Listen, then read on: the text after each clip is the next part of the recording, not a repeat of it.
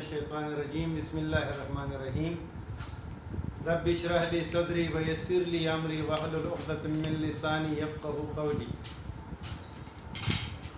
अज़ीज़ तलबा अस्सलामु अलैकुम। हमने आपको कुछ दिन पहले बताया था कि हम अनक़रीब government higher secondary school Charbagh Swat में ऑनलाइन क्लासेस का इजरा करने वाले हैं। तो उस सिलसिले में मैं आपसे मुखातिब हूँ। मेरा नाम मोहम्मद इस्माइल है और मैं government higher secondary school Charbagh Swat में बतौर एसिस उर्दू काम कर रहा हूँ।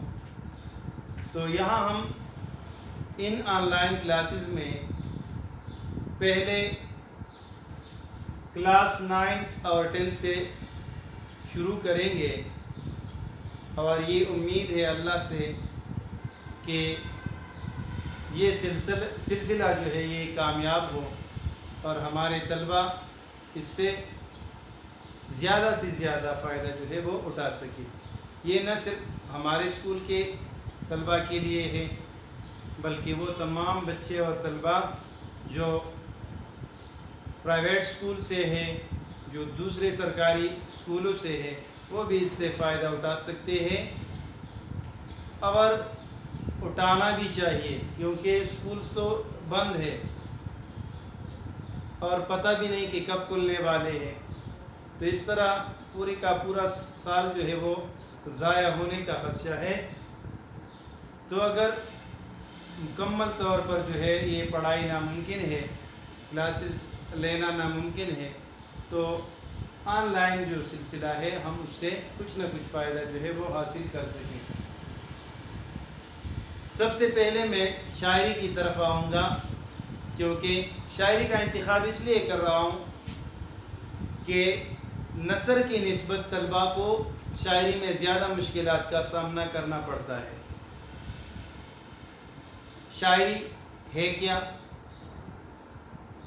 तो इंसान के अंदर जो जज्बात, एहसासात और ख़यालात होते हैं, इन एहसासात, जज्बात और ख़यालात का बेहतरीन अंदाज में और बेहतरीन अल्फाज में इजहार जो है वो शायरी कहलाता है। शायरी को उमूमन हम एक बेकार मशगला समझते हैं जो सही नहीं, क्योंकि सफ़ी लग्नवी कहते हैं कि शायरी क्या है?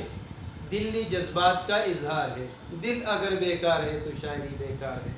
तो अगर हमारा दिल जो है उसके अंदर, हमारे दिल के अंदर जो जज्बात है, उन जज्बात का इजहार शायरी कहलाता है। तो अगर हमारा दिल जो है वो बेकार बनाया गया है, फिर तो शायरी बेकार हो गई। लेकिन ये हमारे अंदर की आवाज़ है। तो चलो हम शायरी में ढेर सारे असनाफ है, इसके किसी और लेक्चर में जो है वो उन पर बहस करेंगे। पहले मैं आपके शायरी में पहला जो आपका सबक है, हम सफ़ा नंबर जमात नाम की किताब में सफ़ा नंबर 100 पर हम्द है। हम्द किसे कहते हैं? वो नज़म जिसमें अल्लाह की तारीफ़ और बड़ाई बयान की गई हो, उस नज़म को हम्द कहते हैं। जिसमें अल्लाह की अज़मत, बड़ाई और तारीफ़ बयान की गई हो, वो नज़म हम्द कहलाता है। तो हम जो 4 अशार मैंने इसके लिए पहले दिन के लेक्चर के लिए मुंतखब किए हैं। लेक्चर हम कोशिश करेंगे ज़्यादा तवील ना हो, ताकि आप उससे जो है वो थकान महसूस न करें। पहले शेर की तरफ आते हैं। कब्ज़ा हो दिलों पर क्या और इससे सिवा तेरा, एक बंदे ना फरमा है हम सरा तेरा। यहाँ पर आप 2 अल्फाज को अंडरलाइन देख सकते हैं। बाकी अशार में भी ऐसे ही अल्फाज है। तो ये अंडरलाइन अल्फाज जो है, इनके मानी आप बोर्ड के दूसरे साइड पर देख सकते हैं। और ये मैं आपको शेर के तशरीह के साथ साथ जो है ये बताऊंगा। कब्ज़ा हो दिलों पर क्या और इससे सिवा तेरा। शायर अल्लाह से मुखातिब है, क्योंकि हम्द है कि ए अल्लाह, तमाम इंसानों की दिलों पर आप ही का कब्ज़ा है। हम सब के दिल आप ही के कब्ज़े में हैं। और इससे सिवा तेरा, اور اس سے زیادہ اس بات کا کیا ثبوت ہو سکتا ہے؟ ایک بندہ نافرما ہے حمد سرا تیرا، کہ مجھ جیسا نافرمان بندہ بھی آپ کی تعریف اور بڑائی بیان کر رہا ہے۔ ایک بندہ نافرما، یہاں پر بندہ نافرما شاعر کی طرف اشارہ ہے، وہ اپنی ذات کی طرف اشارہ کر رہا ہے کہ مجھ جیسا نافرمان بندہ بھی اللہ کی تعریف اور بڑائی بیان کر رہا ہے اس حمد کی شکل میں، اس حمد کی صورت میں۔ تو چلو شعر کا مطلب جو ہے میں آپ کو سمجھاتا ہوں۔ قبضہ ہو دلوں پر کیا اور اس سے سوا تیرا، ایک بندہ نافرما ہے حمد سرا تیرا، کہ تمام انسانوں کے دل اللہ ہی کے قبضے میں ہے، تمام انسانوں کے دلوں پر اللہ ہی کا قبضہ ہے، اور اس بات کا اس سے زیادہ اور کیا ثبوت ہوگا کہ مجھ جیسا نافرمان بندہ جو ہے وہ بھی اللہ کی حمد اور بڑائی بیان کرنے میں مصروف ہے، وہ بھی اللہ کی تعریف بیان کر رہا ہے۔ تو اس کا مطلب یہ ہے کہ ہم سب کے دل اللہ ہی کے قبضے میں ہیں۔ دوسرے شعر کی طرف آتے ہیں۔ گو سب سے مقدم ہے حق تیرا ادا کرنا، بندے سے مگر ہوگا حق کیوں کر ادا تیرا۔ گو کی معنی ہے اگرچہ، مقدم ضروری، اہم سب سے پہلے، یہاں پر آپ دیکھ سکتے ہیں اہم ضروری پہلے، کیوں کر کی معنی ہے کس طرح، کیسے۔ گو سب سے مقدم ہے حق تیرا ادا کرنا، شاعر کہتا ہے کہ ہمارا سب سے اولین فریضہ جو ہے، اولین فرض جو ہے وہ اللہ کا حق ادا کرنا ہے۔ تو اللہ کا حق کیا ہے ہم پر؟ خود اللہ تعالیٰ فرماتے ہیں وَمَا خَلَقْتُ الْجِنَّ وَالْإِنسَ إِلَّا لِيَعْبُدُونَ، اور میں نے انسانوں اور جنات کو اپنی عبادت کے لیے پیدا کیا، یعنی ہمارا اولین فرض جو ہے وہ اللہ کی اطاعت اور عبادت ہے۔ تو ہمیں چاہیے کہ ہم اللہ کی عبادت کریں، اطاعت کریں، ہم اللہ کے بتائے ہوئے راستوں پر چلے۔ گو سب سے مقدم ہے حق تیرا ادا کرنا، مگر دوسرے مصرے میں کیا کہتا ہے؟ بندے سے مگر ہوگا حق کیوں کر ادا تیرا۔ لیکن بندہ جو اللہ کی مخلوق ہے، انسان، اس سے یہ حق اس طرح سے ادا نہیں ہوتا جس طرح سے ادا ہونا چاہیے۔ یعنی ہم انسان جو ہے اللہ کے حقوق ادا کرنے میں غفلت سے کام لیتے ہیں۔ گو سب سے مقدم ہے حق تیرا ادا کرنا، کہ اللہ اگرچہ ہم پر سب سے پہلا فرض جو ہے، ہمارا سب سے اولین فرض جو ہے وہ تیرا حق ادا کرنا ہے، لیکن چونکہ ہم بندے سے مگر ہوگا حق کیوں کر ادا تیرا، لیکن ہم انسان چونکہ کمزور ہے، اس لیے آپ کے حقوق کو اس انداز سے ادا نہیں کر سکتے جس طرح سے ہمیں یہ حقوق ادا کرنی چاہیے۔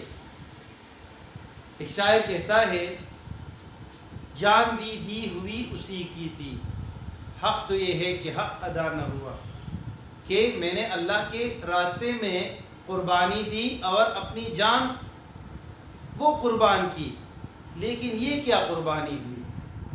جان دی ہوئی اسی کی تھی، یعنی یہ تو میں نے اللہ کے راستے میں وہ چیز قربان کر دی جو اللہ نے مجھے دی تھی، وہ چیز ہی اللہ کی تھی، تو میں نے تو اللہ کے راستے میں اللہ ہی کی چیز قربان کر دی۔ تو اس لیے ہم سے یہ حق جو ہے اس طرح سے ادا نہیں ہو سکتا۔ جتنے اللہ کے انعامات، احسانات اور اکرامات ہیں، ہم ان احسانات، اکرامات اور انعامات جو ہے ان کا حق ادا نہیں کر سکتے۔ وہ سب سے مقدم ہے حق تیرا ادا کرنا، بندے سے مگر ہوگا حق کیوں کر ادا تیرا۔ شاعر کہتا ہے کہ اگرچہ ہمارا اولین فرض اللہ کا حق ادا کرنا ہے، اللہ کی اطاعت کرنا ہے، اللہ کے بتائے ہوئے رستوں پر چلنا ہے، بندے سے مگر ہوگا حق کیوں کر ادا تیرا، لیکن چونکہ ہم فطرتاً کمزور ہے اس لیے اللہ کے حقوق میں غفلت برتتے ہیں اور اس انداز سے یہ حقوق ادا نہیں کر سکتی جس انداز سے جو ہے ہمیں ادا کرنی چاہیے۔ تیسرے شعر کی طرف آتے ہیں۔ محرم بھی ہے ایسا ہی جیسا کہ ہے نام محرم، کچھ کہہ نہ سکا جس پر یا بیت کلا تیرا. محرم یہاں پر آپ دیکھیں ہمراز، دوست، اپنا، جاننے والا، جو جانتا ہو، راز جاننے والا. محرم بھی ہے ایسا ہی جیسا کہ ہے نا محرم، یعنی وہ لوگ جو اللہ کی عظمت اور بڑائی کو جان گئے ہو اور اللہ کی، اور دوسری طرف وہ لوگ ہیں جو ابھی اس منزل سے کافی دور ہے، ان کو اس حقیقت کا پتہ نہیں. تو ان دونوں کی حالت تقریباً ایک جیسی ہے، کیونکہ جو جانتے ہیں وہ بھی اور جو نہیں جانتے وہ بھی اللہ کی عظمت اور بڑائی کو بیان کرنے سے قاصر ہے. ان کے پاس ایسے الفاظ ہی نہیں، نہ ان کی زبان میں ایسی قدرت ہے کہ وہ اللہ کی عظمت اور بڑائی بیان کر سکے. تو چلو اس کی تشریح کرتے ہیں. محرم بھی ہے ایسا ہی جیسا کہ ہے نا محرم، کچھ کہہ نہ سکا جس پر یا بیت کلا تیرا. بیت کی معنی ہے راز، بیت کلا راز کھل گیا، پتہ چل گیا. یا کی معنی ہے یہاں، کہ وہ لوگ جو اللہ کی عظمت اور بڑائی کو جان گئے ہیں اور وہ لوگ جو ابھی اس منزل سے کافی دور ہے اور وہ بے خبر ہے اللہ کی عظمت اور بڑائی سے. تو دونوں کی حالت تقریباً ایک جیسی ہے. کچھ کہہ نہ سکا جس پر یا بیت کلا تیرا. اور جو لوگ اللہ کی راز کو جان گئے، جن لوگوں کو اللہ کی عظمت اور بڑائی کا پتہ چل گیا، تو وہ لوگ جو ہے وہ بھی اللہ کی عظمت اور بڑائی کو بیان کرنے سے قاصر ہیں. اگلے شعر کی طرف آتے ہیں. جچتا نہیں نظروں میں یا خلعت سلطانی، کملی میں مگن اپنی رہتا ہے گدا تیرا. جچنا خوبصورت لگنا. یہاں پر آپ دیکھ سکتے ہیں اس کی معنی سمانا، خوبصورت لگنا، آنکھوں کو اچھا لگنا. یا کی معنی میں نے اس شعر میں آپ کو بتائی تھی. یا یہاں خلعت سلطانی، خلعت لباس کو کہتے ہیں سلطانی شاہی، یعنی شاہی لباس، وہ لباس جو بادشاہ پہنتے ہیں، جو بادشاہ عطا کرتے ہیں دوسروں کو. تو کہتے ہیں جچتا نہیں نظروں میں یا خلعت سلطانی، کملی، کملی موٹی چادر، کمبل آپ کہہ سکتے ہیں، اور گدڑی یعنی موٹی اور پرانی کمبل چادر. مگن سوچوں میں غرق، ڈوبا ہوا، مشغول، مصروف. یہاں پر آپ کو اس کی معنی لکھی گئی ہے. تو جچتا نہیں نظروں میں یا خلعت سلطانی، کملی میں مگن اپنی رہتا ہے گدا تیرا. گدا فقیر، ویسے تو بھکاری کو کہتے ہیں جو بھیک مانگتے ہیں، لیکن یہاں پر وہ بھیک مانگنے والا گدا نہیں ہے. میں اس کی طرف آتا ہوں. جچتا نہیں نظروں میں یا خلعت سلطانی، کملی میں مگن اپنی رہتا ہے گدا تیرا. کہ وہ لوگ جو اللہ سے اپنا تعلق بنا لیتے ہیں، یہاں پر یہ گدا لفظ ان لوگوں کے لیے ہے جو اللہ سے اپنا تعلق جو ہے وہ استوار کر لیتے ہیں.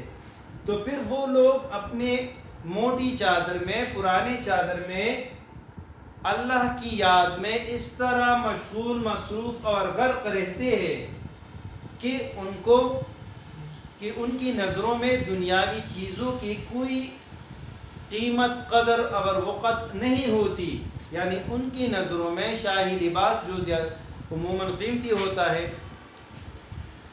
تو اس شاہی لباس کی قدر و قیمت ان کی نظروں میں بالکل نہیں ہوتی، کیونکہ وہ جانتے ہیں کہ یہ دنیا تو ایک فانی جگہ ہے. یہاں ہماری مثال مسافروں کی ہے، کچھ دیر کے لیے یہاں پر آتے ہیں پھر چلے جاتے ہیں. تو پھر وہ صرف اپنا تعلق جو ہے وہ اللہ سے استوار کر لیتے ہیں، پھر دنیائی چیزوں سے وہ منہ موڑ لیتے ہیں. جچتا نہیں نظروں میں یا خلعت سلطانی، کملی میں مگن اپنی رہتا ہے گدا تیرا. یعنی جو لوگ اللہ سے اپنا تعلق استوار کر لیتے ہیں، وہ لوگ جو ہے پھر ان کی نظروں میں شاہی لباس کی کوئی قدر و قیمت نہیں ہوتی، اور دنیائی چیزیں جو ہے وہ ان کی نظروں میں اپنی جگہ بنا نہیں لیتی، کیونکہ ان کا تعلق صرف اللہ سے ہوتا ہے. وہ اللہ کی سوچ، اللہ کی ذکر اور فکر میں جو ہے وہ ڈوبے رہتے ہیں. تو چلو یہ آج کے لیے ہمارا اتنا سبق جو ہے وہ کافی ہے. کوشش کریں گے کہ ہمارا جو لیکچر ہو وہ زیادہ طویل نہ ہو تاکہ آپ تھکان اور فیٹیگ جو ہے وہ محسوس نہ کریں اور زیادہ سے زیادہ اس سے فائدہ اٹھا سکیں. آج کے لیے اتنا ہی کافی ہے. اللہ حافظ.